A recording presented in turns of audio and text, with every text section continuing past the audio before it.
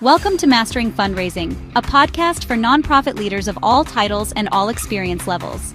Mastering Fundraising endeavors to cover the most important fundraising topics with the goal of helping the audience reach their full potential as fundraisers. This podcast will share stories, tips, and guidance on the most important elements of fundraising. If you want to earn an advanced degree in fundraising, this is the podcast for you. Mastering Fundraising is a collaboration between Fulcrum Nonprofit Leadership and the 5-Tool Fundraiser, two leaders in providing relevant and expert content to fundraisers and nonprofit leaders. Without further delay, let's jump into the current episode. Please join me in welcoming your host for today, Chris Looney. Hello, everyone, and welcome to the show. Today on Mastering Fundraising, we're joined by John Scola, one of the most respected voices in the field of ethical fundraising. John has spent decades leading advancement teams in higher education, healthcare, and the broader nonprofit sector. And he currently serves as Senior VP of Advancement for the Boys and Girls Clubs of the Valley in Phoenix, Arizona, and is also chair of the Global Ethics Committee for the Association of Fundraising Professionals. His leadership in shaping the standards that guide our profession makes him uniquely equipped to help us explore one of the most critical topics in philanthropy, ethics.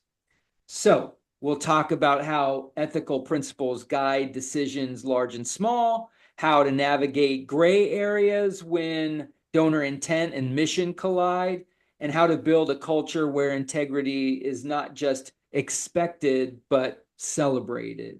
So thanks for joining me today, John. I really appreciate it. It's always good to be with you, Chris, and thank you for the opportunity to talk about a topic that means so much to us and to our profession. It does. It means a lot to most of the folks that I've ever worked with. It is, in fact, one of the top priorities of their professional career to do fundraising in an ethical manner. And that's why I'm so excited to share this topic with the audience, many of whom who are not professional fundraisers, but interested in the profession. So before we jump into ethics as the main topic, let's start with a little background on you. I always like to explore people's leadership journey. So if you don't mind, tell us a little bit about your own leadership journey in the nonprofit space. Well, I like to say that I came to this field by accident, although it's probably more by divine providence. Back in the day when I started my career out of school, I answered an ad in what was called a newspaper. I think you might have heard of them. And the ad was, I thought the ad was for a position in banking. And when I showed up to what I thought was an interview for that job, I found myself face to face with the executive director of a local nonprofit who saw potential in this liberal arts student who stood before them. And the rest is history. I stumbled into it, unlike a lot of people nowadays who study and want to be in the nonprofit sector. I was drawn into it by, as I said, accident or divine providence. Take your pick. Yeah, I love it. I love it. Well, tell me a few of the leadership roles that you've had in your career. I know we first got to know each other in an entirely different city, and now you're in Phoenix, and you seem to have always sort of been in these very significant fundraising positions ever since I've known you. Yeah, I like to think of myself this way, Chris. I'm a coach or a mentor at heart. That's my calling. Now, I don't know that that's exactly what fundraising is about, but it's what drives me. And I think when I think of myself as a coach, it is to be someone who's bringing out the best in the people I work with. Now, the connection to fundraising then is to work with donors to help them realize their potential as philanthropists. And I feel there's a good connection there. Yeah, that's great. Well, during this journey, you must have been guided supported by certain mentors. Who were those people that were really formative in your life, your professional life, and what made that relationship so significant or special? Yeah, I'll mention a couple of names at the risk of not mentioning some others, and I think Yeah. they'll understand because there are many. Um, I have to mention the current CEO with whom I work. That's Marcia Mintz here at the Boys and Girls Club of the Valley. And I'm not just kissing up. She's fantastic, and she's been a great influence. I look also at a gentleman by the name of Dan Conway, and I can't wait till he hears this and sees this podcast to know I mentioned him. I met him in my time in California when you and I met. Yep. He is someone who exhibits kindness, um, conviction about values, and I try to learn from him. He is still a mentor of mine, I'm proud to say. And the other person I'd mentioned specifically as it relates to ethics is Joyce Mitchell Antoine, who was my predecessor as chair of this global ethics committee of AFP. She really uh, orchestrated a lot of the work that we've been doing over the last few years. So I look at her uh, fondly and respectfully as well. It's wonderful. They will all appreciate being mentioned, no doubt. You mentioned coaching as part of your kind of philosophy or the thing that you maybe love to do most in the fundraising field or the leadership field. Do you have a particular philosophy around leadership or how you choose to lead or what might be the most important or some of the most important elements of your leadership? It's a great question. I don't know that I want to elevate my thoughts to a philosophy. I'll call it an attitude. Good. And that was formed pretty early on. I'll give you a name that you might remember. Some of the older folks listening and watching might. The name of Zig Ziglar, who Yep. was pretty much known as a motivational coach and worked with a lot of salespeople. And I attended one of his presentations, and he told the group something that stuck with me, and I think it works as a fundraiser. And he said, "You can get almost anything you want in life by helping enough other people get what they want." It's great. That translates, I think, pretty almost directly to the work that we have as fundraisers. Help enough people reach their goals, and you'll reach your own. Yeah, agreed. So, 100%. That's wonderful. Thanks for sharing that. Um, and I think it's an important lesson for all of us to embrace in life, not just professionally, but personally, right? So thanks for bringing that forward. sure. All right, so enough about you. Let's talk about ethics now. Let's do Enough it. about you. Let's talk more about you and so in setting the stage, like how do you define ethical fundraising and why is it essential to articulate that definition in every organization? Well, first you've got to look at, well, what do we think ethics is? That's let's go to the root of it. Okay. And I'll start with that and just say ethics is knowing right from wrong. Let's start there. I think it goes to another level. It's doing the right thing when you understand what's right and wrong, and maybe even doing it when no one is looking. Very good. So it's not very different. I mean, it doesn't change much when you look at it as a fundraiser. Are we doing the right things? Are we doing it whether or not the eyes are on us? But I would say I think people are looking, and we need to be aware of that. So all of that carries through, I think. Yeah, yeah. People are always looking. You might just not understand from where they are seeing you, Mhm. because oftentimes it's very hidden. But well said. I mean, I do love the point about doing what's right, even if no one's looking, or even if it's not going to advantage you, um, because it's right. So thank you. Precisely. Yeah, thank you for bringing that forward. And from your work with AFP's ethics committee, I'd be interested to know what some of those trends or recurring issues you see most often kind of coming to the surface?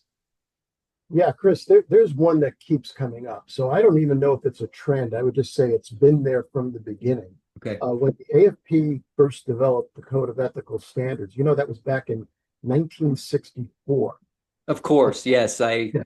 I knew that date. Like, no, I did not. 1964. So we're talking about a lot of decades that's been out there, and Yes. something that AFP pioneered, which it can feel very good about. Well, the driver back then, and just like you, I remember it fondly, but Right. uh, the driver had to do with compensation issues in the Okay. fundraising field. Okay. Those have not left us. Those are still there. So is it a trend?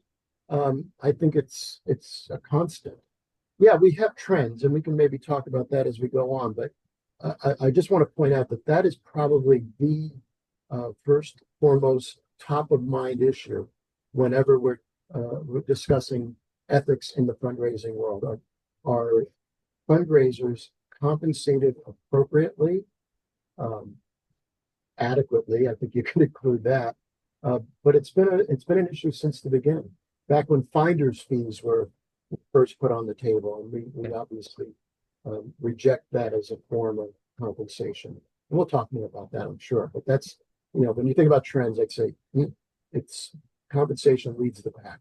Yeah, leads the pack. And the question I probably received most frequently as a consultant or as frontline fundraisers in the profession is so what kind of commission do you make Hmm. on your fundraising, right? And of course the answer is uniquely in the nonprofit world, fundraisers do not work on commission, right? Right. Which is just so mind blowing to so many individuals, especially board members who have made their wealth from commission sales or commissions on development deals or whatever it might be. So it's hard for them to grasp the concept that there wouldn't be commissions in fundraising or in the nonprofit world for fundraisers. So Well, sure, because the assumption there, you didn't say it, but it's there. The assumption is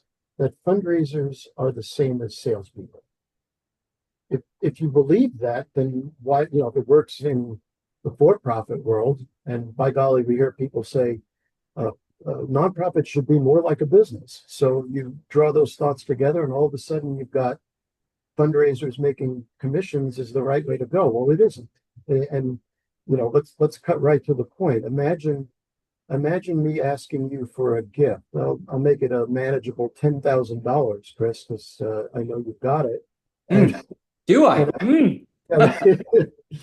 and and then at the same time, you learn I'm getting 1,000 of it because Right, I'm on a 10% commission scale. right. And are you not appalled by the thought that the charitable gift you're about to make is going right into my pocket? Yeah, 10% sounds like a lot. Well, 5% would still be appalling to you, I think. Right. Well, you can't even get real estate agents to get paid 3% anymore, right? So those commissions are coming down too. But I get your point. No, that's a horrible kind of relationship to be in. And as a donor, I'd figure out a way to skirt around that commission issue if I knew it existed, which fortunately I don't have to. And so I'll be glad to give you that $10,000 someday. There you go. There you go.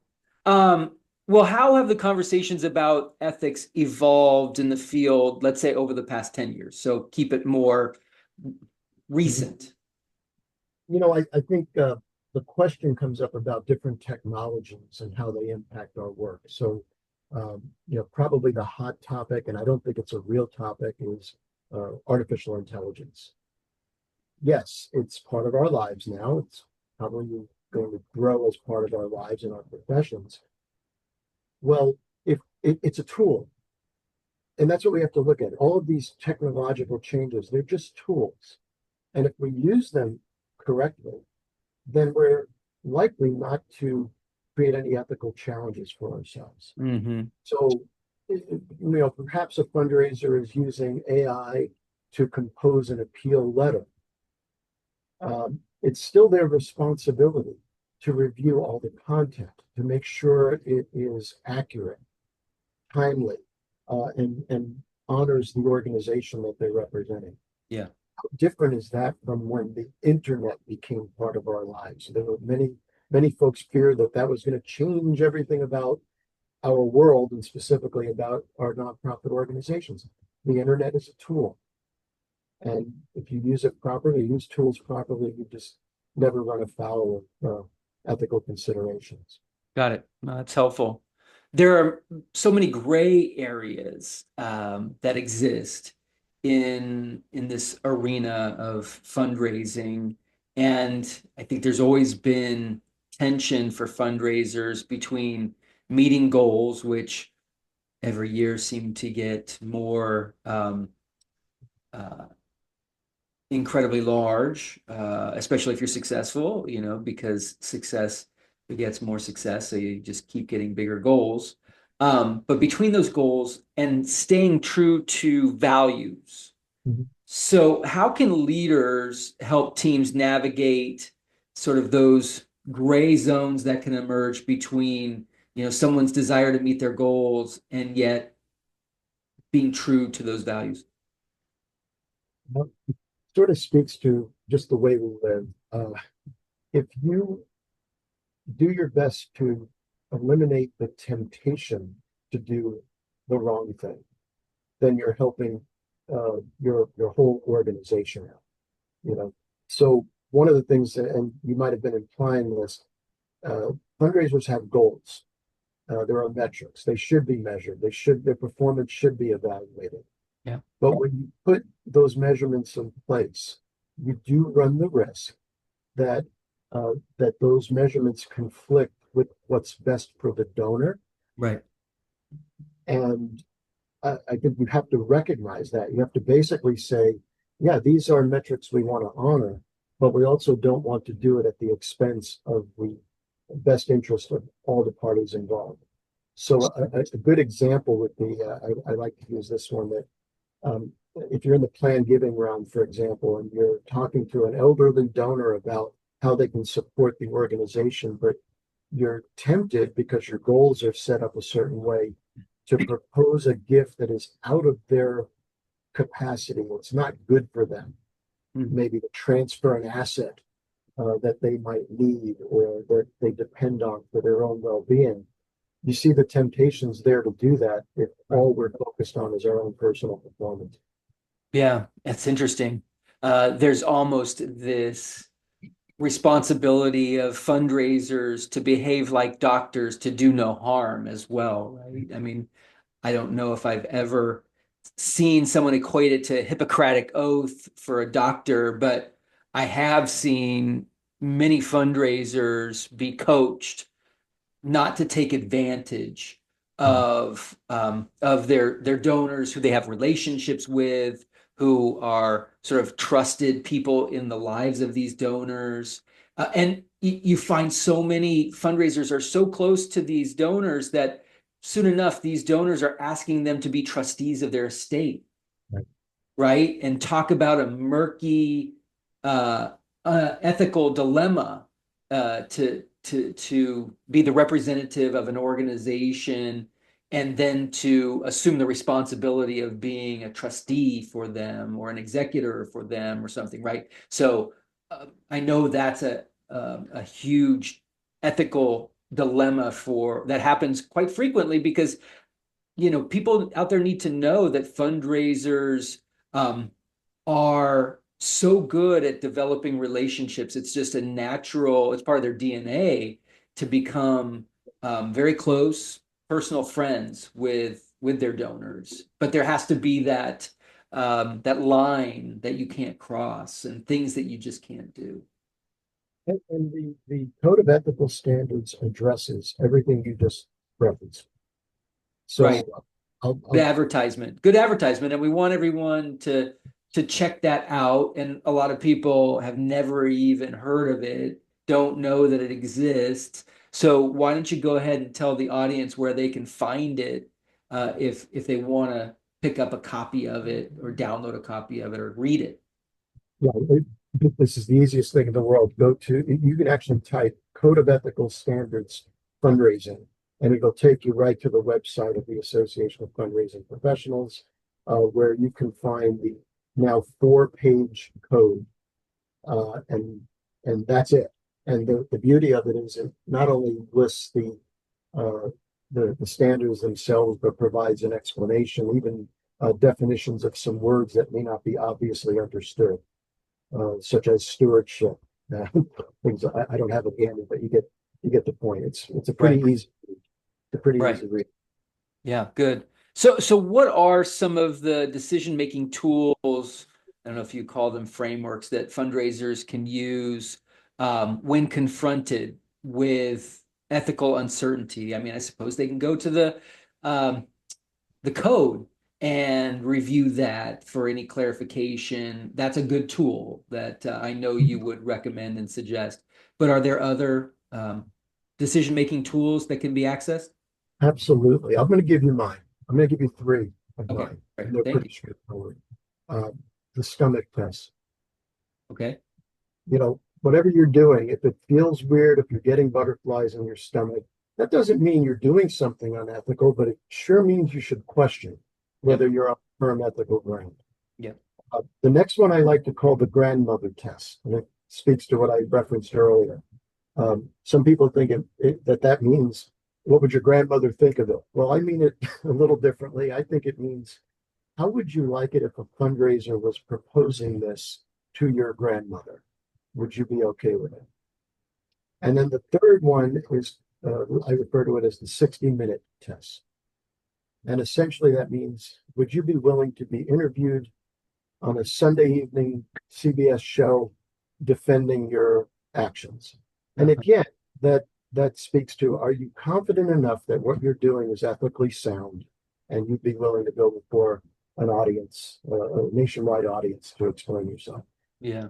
Yeah, that's good. I like those three tests that you can give yourself.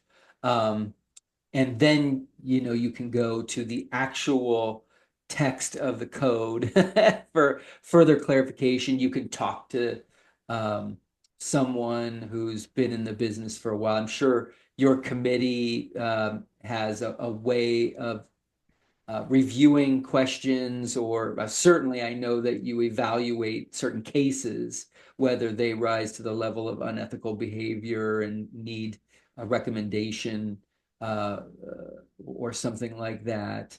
So there's all kinds of resources and tools. And I think on the AFP website as well, and it's appropriate to give them lots of credit because they invest so much time and energy in this. There are case studies, there are some training materials, there's all kinds of resources for fundraising leaders to share with their teammates or others in the organization that need to understand what it truly means to be ethical in the field of fundraising, right? There's so many more resources now than there ever have been. And thank you for bringing that up. And yes, I'm very proud of the committee, the Global Ethics Committee, for the work they've done, especially in the past couple of years. We haven't mentioned it yet, but the code was also recently revised, Okay. and I think brought to a more it's more current. The language is clearer, I think. You mentioned there is a body that reviews ethical challenges. Sometimes it's an outright complaint that Mhm. that a member of AFP, for example, has violated the code, and that might have been the way we always did things, and that's still out there. That's still something you can do. But we also have a group within our committee that answers ethical inquiries, Great. and I love that, because why do you want to jump right to a complaint? Maybe what you want to do is first find out if there's even an ethical concern. Mhm. And we get all sorts of questions. Some of them are rooted in ethical dilemma, and some are simply questions seeking more knowledge, Right. seeking your understanding of, is this scenario an ethical challenge or not? And believe me, that's been one of the most helpful services that we provide. I'm sure it's the classic, hey, I'm asking for a friend. Uh, can you tell me, for my friend, can you tell me? That's exactly. Right? It's all good. It's all good.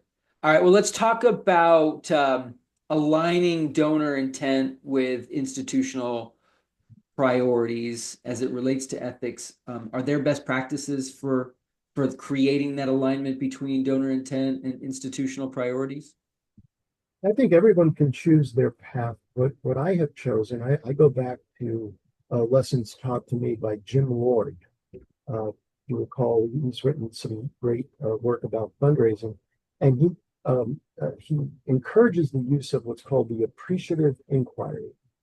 So the short version of that, there's a lot of deep study you can do on this, but the short version of it is to ask questions, to keep asking questions to of your donors, to find out what it is that is most important to them. And the more you learn from that, the more you can align their needs with the need of your organization or the needs of your organization. It's a beautiful process because it it it, it brings connectivity. It builds relationships. It does all the things that we hope it would do to not only serve the donor but to serve the organization and to do it in a way that's honest and transparent. So I'd say, for the listeners and viewers, think about what an appreciative inquiry would be like if you could do that with your donor base. Yeah. Best Yeah. That's great. That's wonderful. And what about the gifts that could create reputational or mission alignment concerns? How should organization approach those kinds of gifts? Well, I'll speak generally, not just for my organization. I've been in different places where the attitudes might be a little different. Let me talk about that. Sure. Um, I think most of the time, when you're talking about the reputation of an organization and accepting a gift, it's more of a marketing thing. Think about how does it look? Let me give you an example. How would most people feel if the Mothers Against Drunk Driving accepted a corporate contribution from an alcohol company? Right. I think we all kind of bristle at the thought. Right. So that's one extreme for him. And I honestly don't know if they have a policy about that, but it's a question you would ask. Should the Lung Association accept gifts from tobacco companies, those sort of things? Right. But at the same time, and I'm probably going to misquote Mother Teresa, but she did, in fact, I mean, we know this, accept contributions from folks who were known to be lawbreakers.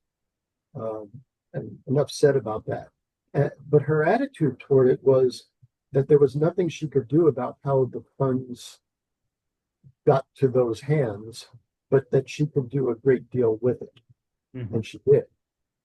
I'm not in the habit of debating a saint. So I sort of pause there and say, I've got to think about that. And that's why I think ultimately it comes down to what are the values of an organization? What is the impact on potentially on their reputation if they accept certain gifts from certain sources? Yeah. Good. Yeah. I think that's so important. Such a good perspective to have. What about the need for transparency? How does that come into play when we're talking about fundraising and ethics? It sort of answers itself if you think about it. First of all, I think it's one of the most important characteristics of a good ethical fundraising program. Okay.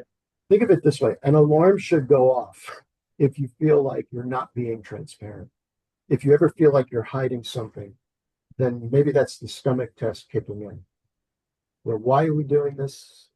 Why are we not being transparent? Answer that question before you go anywhere. So transparency's got to be at the front of ethical actions.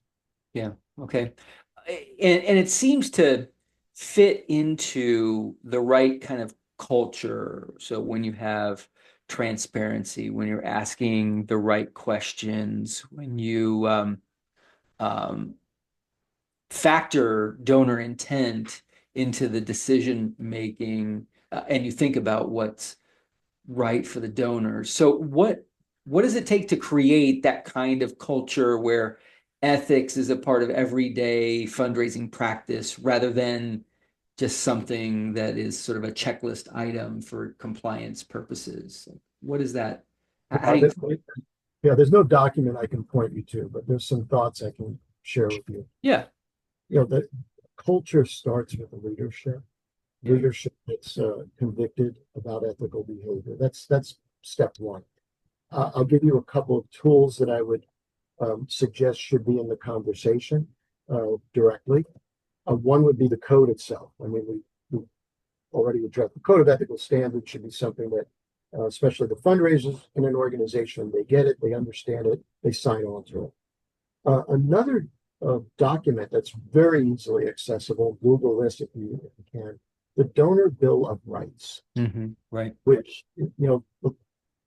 just the sound of it should be, oh, yeah, I want to know more about that. The Donor Bill of Rights, what should donors be entitled to? And here's the beauty of the Donor Bill of Rights. It's not owned by any organization. It's public, it's available.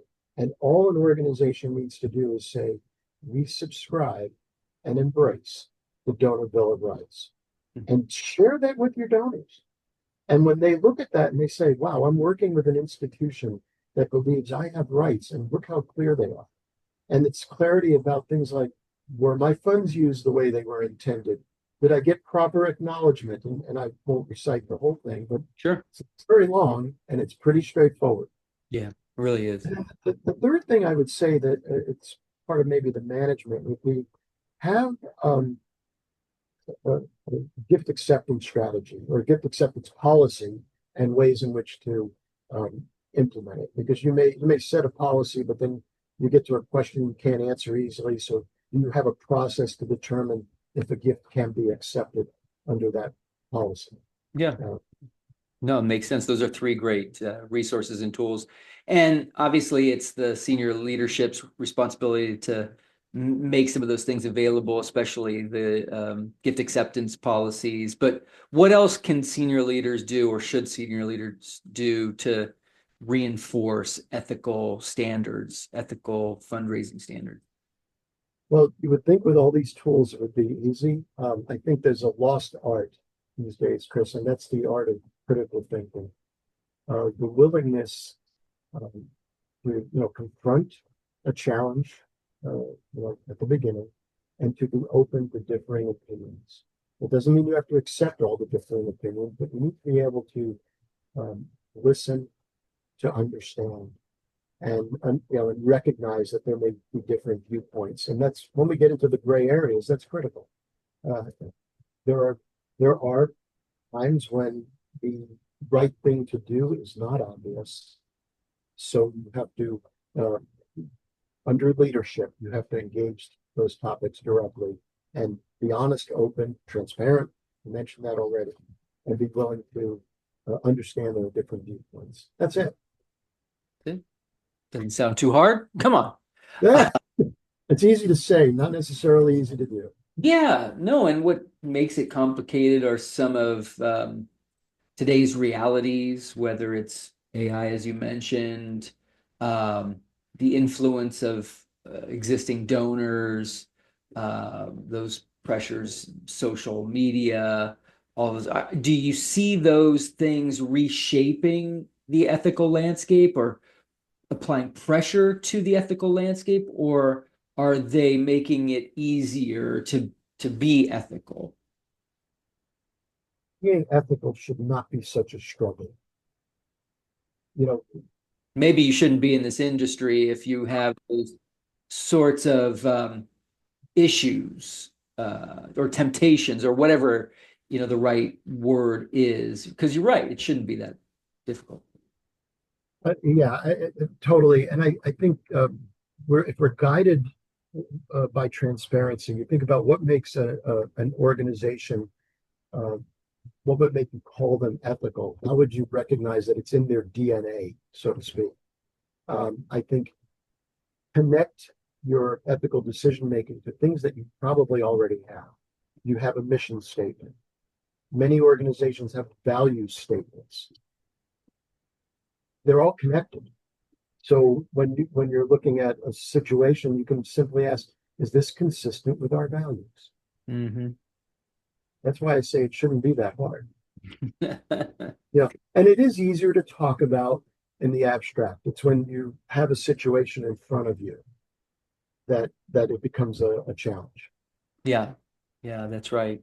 And I suppose to the extent that you have people that you can talk to about these events that happen, that question, whether you should do one thing or another based on the ethical framework that exists, is helpful too. It's not just open up a book or type into ChatGPT, how you should respond to a particular circumstance, but is there another individual that you can go to that's in your network, that's a mentor or a colleague that you trust, right? So that you can sort of expose it to light as well. So it's sort of not just this thing that you're hiding from people and trying to keep secret as well.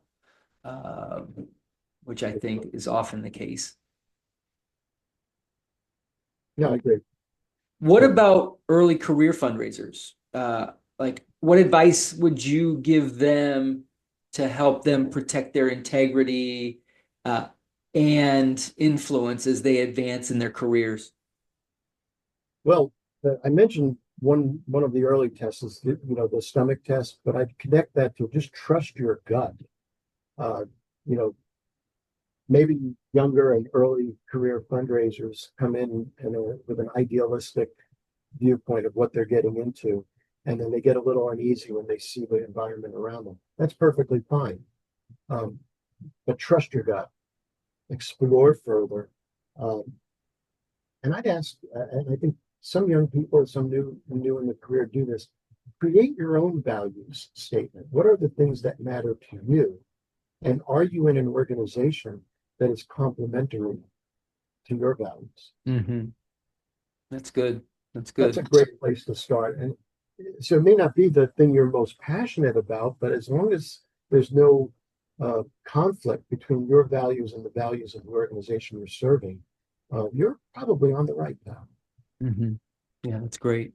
Well, what's the role of associations like AFP um, in continuing to lead and evolve that conversation and that awareness and that knowledge on ethics in the coming years? At the risk of repeating myself, I am super proud of the Global Ethics Committee of AFP, Yep. especially over the last couple of years. Yes, we updated the code of standards. We've created channels, as I mentioned, for individuals to even present inquiries. We have an education committee whose purpose is to get the word out through all means possible. That could be publications such as Advancing Philanthropy, Honorable Philanthropy, others of that type. Um, Participating in podcasts might be a good idea. I should think about that. Uh, uh, Writing articles, going to conferences, and getting out to different communities. AFP chapters are a great vehicle, but there's many other groups that we can speak to and make sure that they're aware of ethical concerns in our space. Yeah. I bet you could get a lot of listeners to listen to a podcast that reveals stories from the trenches, the all sort of identifiable markers have been removed to protect the innocent and all of that stuff, right? But I'm sure you hear some fantastical stories of bad behavior, and not that it's significant out there. I mean, I think the one thing people should really know is that these are outlier situations. The vast majority of fundraisers, and there are tens of thousands of fundraisers in the U.S. alone, operate at just such an incredibly high level of integrity and ethics. So I'm proud of that. I mean, I think if there's one thing that we can be proud of as a nonprofit sector is the level of integrity that exists from staff. Um, I think if we run into problems, it's because of unscrupulous donors, and sometimes others that are volunteers that are trying to take advantage of the system. It's often not actually the staff. Yeah, I think that's the reality is we are drawn to awareness of the violations and we're not paying attention to all the great stuff that's going on. You know, Yeah. that's the risk. That's just part of our human condition. Yeah. We Well, look at perceptions. and that's why AFP hasn't suggested the podcast angle, because you're not trying to bring attention to the challenges that exist in fundraising or the fantastical stories like you would with American Greed or something like that, which is so popularized. You're actually trying to make people aware, but not giving it oxygen as an excuse for people to try their luck. No, and Chris, I do workshops all the time on this topic, and included in the workshops that I present are real life scenarios, but they're not all bad behavior.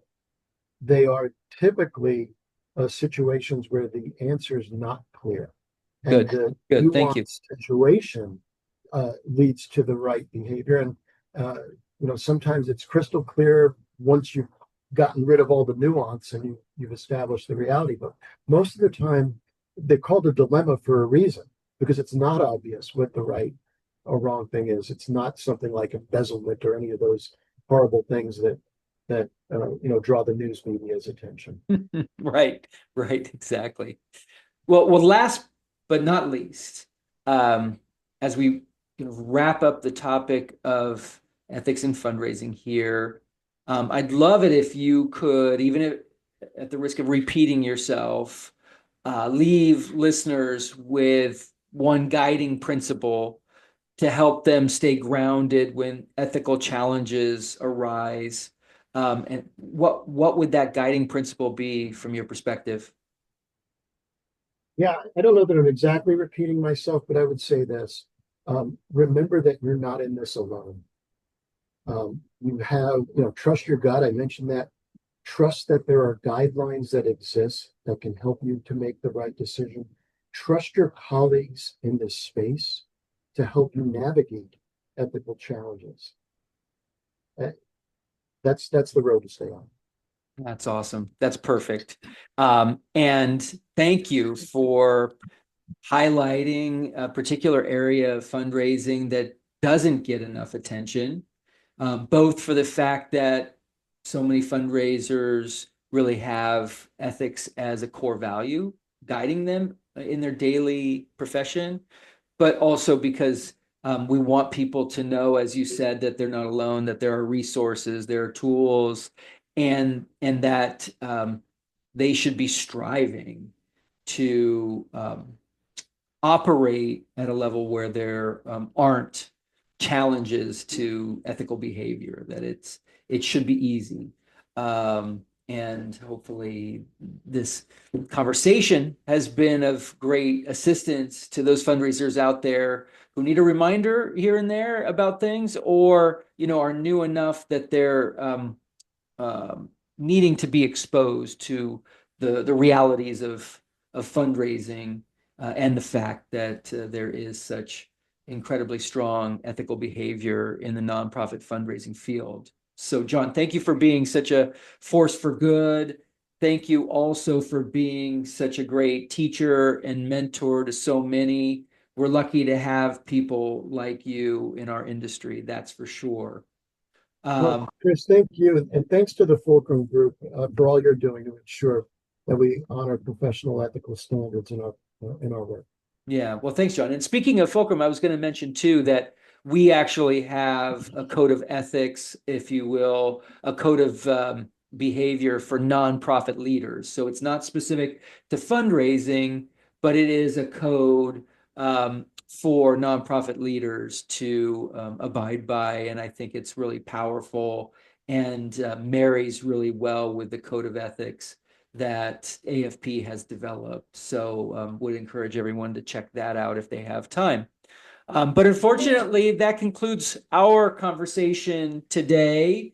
But if you like what you're hearing, if you like what we're putting out, please like and subscribe to this podcast, Mastering Fundraising. But also check out our other two podcasts. One is called Lead for Good, and the other is The Nonprofit Edge. All of them interview extraordinary leaders in the nonprofit sector and explore their leadership journey, and then kind of dig into some really meaningful topic. You'll enjoy all of them, so check them out. Again, take care, and thank you again for joining. We'll see you all very soon. Thank you for joining this episode of Mastering Fundraising. We hope the conversation was helpful and invite you to like and subscribe to this podcast for more conversations with extraordinary nonprofit and fundraising leaders. To learn more about Fulcrum Nonprofit Leadership, please visit us on the web at fulcrumleader.com. To learn more about the 5-Tool Fundraiser, please visit us at 5toolfundraiser.com. We want to hear from you. Please share your thoughts and ideas with us at hello@fulcrumleader.com. Thank you for the important work you do to make our world stronger. We look forward to welcoming you back during a future podcast. In the meantime, take care and be well.